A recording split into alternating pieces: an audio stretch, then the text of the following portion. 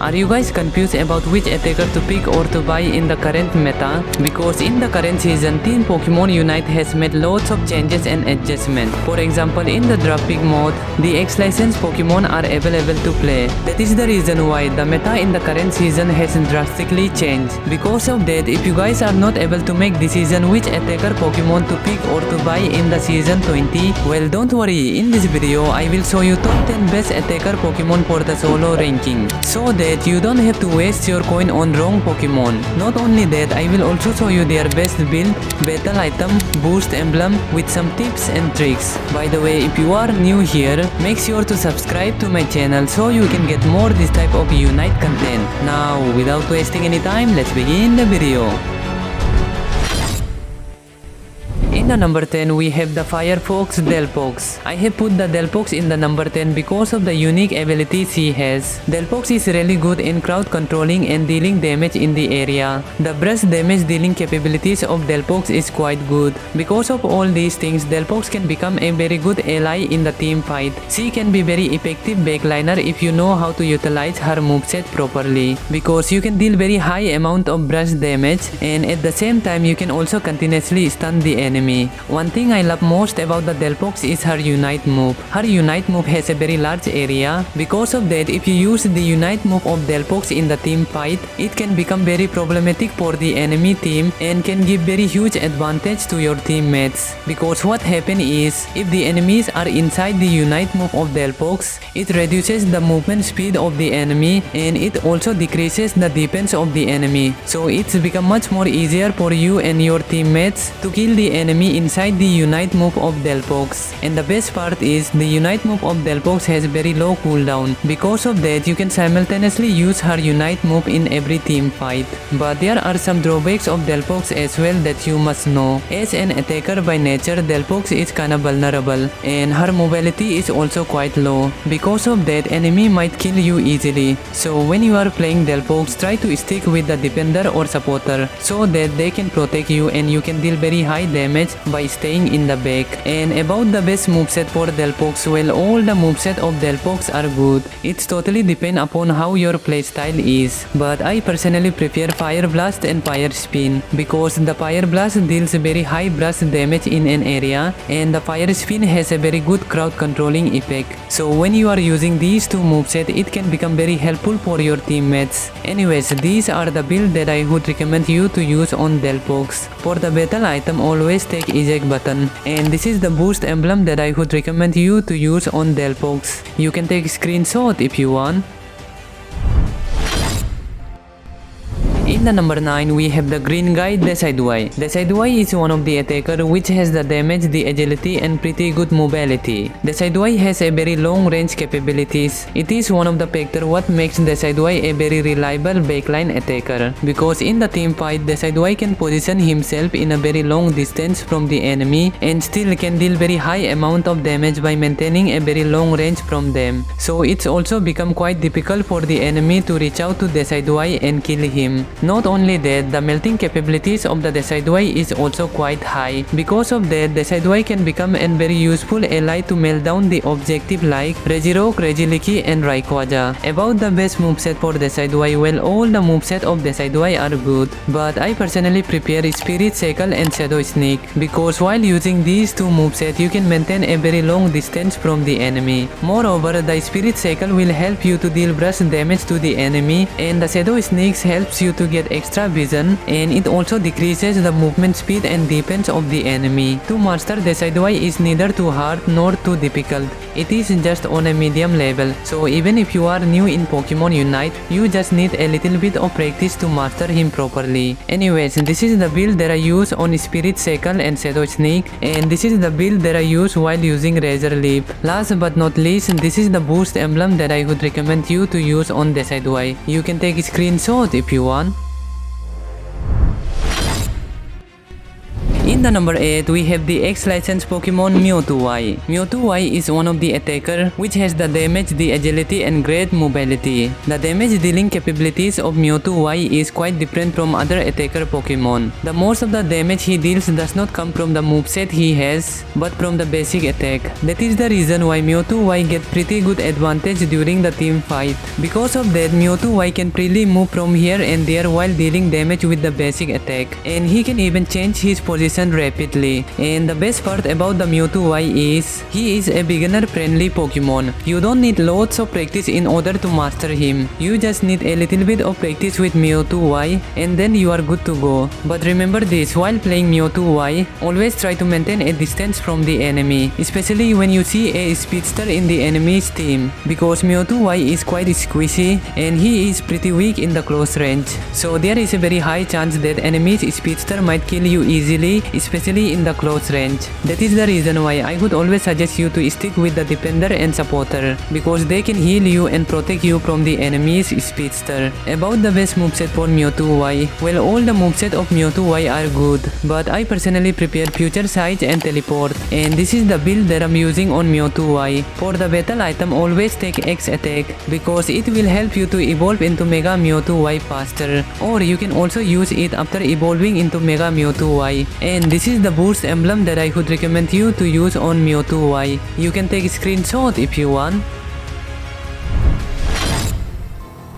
In the number 7, we have the purple kitty Espeon. Espeon is one of the Pokemon which deals most of his damage by using the moveset. Usually the damage of the attacker always deals damage in the area, but the moveset of the Espeon deals damage on a single target. This is what makes Espeon a little bit of different from other attacker type Pokemon. And because Espeon deals damage on a specific single target, that is also the reason why the brush damage dealing capabilities of Espeon is pretty high. Espeon has the potential damage to melt down any type of Pokemon, even defender and supporter as well. And what I love most about the Espeon is her cooldown. The cooldown of the moveset of Espeon is quite low as compared to other Pokemon, so you can snowball throughout the entire game by using the moveset of Espeon. The power spike of Espeon comes when she reaches only level 6. Because of that, you can dominate the early game very effectively, not only in the early game but also in the mid and the late game. To master Espeon is in the medium level. It is neither too easy nor too hard to master Espeon. You just need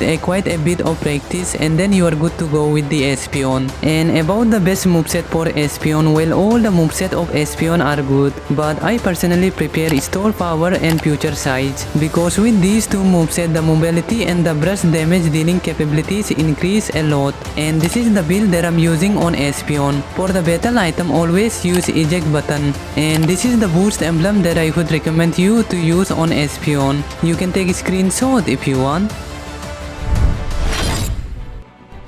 In the number 6, we have the King of Melter, Dragapult. Dragapult is one of the Pokemon which is known for the melting power he has. The melting power of the Dragapult is so high that he can melt down any type of Pokemon in just a fraction of a second. The damage of the Dragapult can even penetrate through the defense of any defender and supporter. That is the reason why Dragapult is also known as one of the most deadliest basic attack damage dealer. He can be a great ally while melting down objective like Regieleki, Regirock and Rayquaza. Because as I have mentioned earlier, the melting power of Dragapult is very high, and if you are playing against Dragapult in the final stretch, always make sure to check the Rayquaza, because Dragapult can melt down Rayquaza in no time. By the way, while playing Dragapult, always make sure to attack the enemy by maintaining a distance from them, especially when there is stun Pokemon on the enemy's side. About the best moveset for Dragapult, well, all the moveset of Dragapult are good, but I personally prefer Shadow Ball and Phantom Force,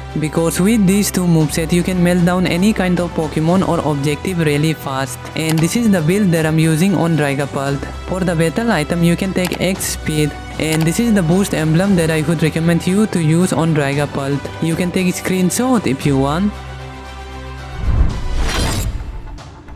In In the number 5 we have the soccer guy Cinderace. Cinderace is one of the Pokemon which has the high melting power, high burst damage dealing capabilities and pretty good mobility. Just like Dragapult, Cinderace also has quite a bit of high melting power. Because of that, he can also be a very useful ally to melt down objectives like Regieleki, Regirock and Rayquaza. And because of the high burst damage dealing capabilities, the damage of the Cinderace can penetrate through any type of Pokemon. And while playing Cinderace, try to play a little bit safe, especially in the early game. Because in the early game, Cinderace is pretty weak. His power spikes comes when he reaches level 7. And after reaching level 7, you can play a little bit aggressive. One thing I love most about the Cinderace is the Unite move he has. By using the Unite move, Cinderace can secure the big objective like Regieleki, Regirock and most importantly Rayquaza. So while playing Cinderace, always try to save your Unite move for the final stretch to secure or to steal the Rayquaza. About the best moveset for Cinderace, well, all the moveset of Cinderace are good. It's totally depend upon in what type of moveset you are comfortable with. Anyways, these are the build that I use on Cinderace. And for the battle item, you can either use X attack or eject button. And this is the boost emblem that I would recommend you to use on Cinderace. You can take a screenshot if you want.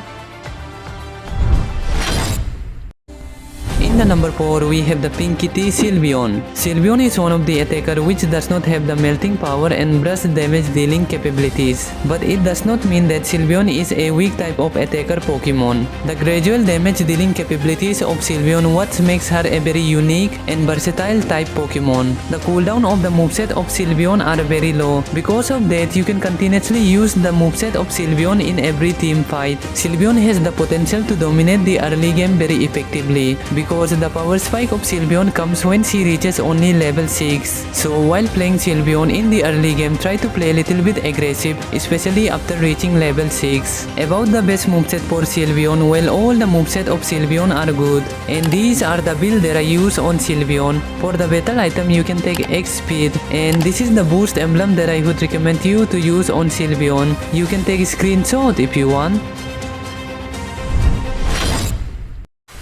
In the number 3 we have the Blue Kitty Glaceon. Glaceon is one of the attacker which has the damage, the agility and great mobility. The burst damage dealing capabilities of Glaceon is pretty high that she can one-shot any squishy Pokemon and can even penetrate through the defense of any defender and supporter. The mobility of the Glaceon helps her to easily escape from the enemy or to chase down the enemy. Because of the good mobility of Glaceon, she can change her position rapidly, especially in the team fight. Just like other EVs, the power spike of Glaceon comes when she reaches only level 6. Because of that, Glaceon has the potential to dominate the early game very effectively. So while playing Glaceon, try to play a little bit aggressive after reaching level 6. About the best moveset for Glaceon, well, all the moveset of Glaceon are good. And this is the build that I'm using on Glaceon. For the battle item, you can take X speed. And this is the boost emblem that I would recommend you to use on Glaceon. You can take a screenshot if you want. In the number 2 we have our Ninja Boy Greninja. Greninja might be an attacker type Pokemon, but he is totally like a speedster and assassin. Because Greninja has the damage, the agility and he can also confuse the enemy with the moveset he has. Like by using the double team or smoke screen, he can easily confuse the enemy or easily escape from them. And by using the water shuriken or surf, Greninja can deal very high amount of burst damage. Not only that, by using the Unite move, Greninja can easily go in the backline of the opposing team and take down the damage dealer. These are the things what makes Greninja a very different type of attacker as compared to other attacker type of Pokemon. About the best moveset for Greninja, well, all the moveset of Greninja are good. And these are the build that I use on Greninja. For the battle item, you can either take eject button or X attack. And this is the boost emblem that I would recommend you to use on Greninja. You can take a screenshot if you want.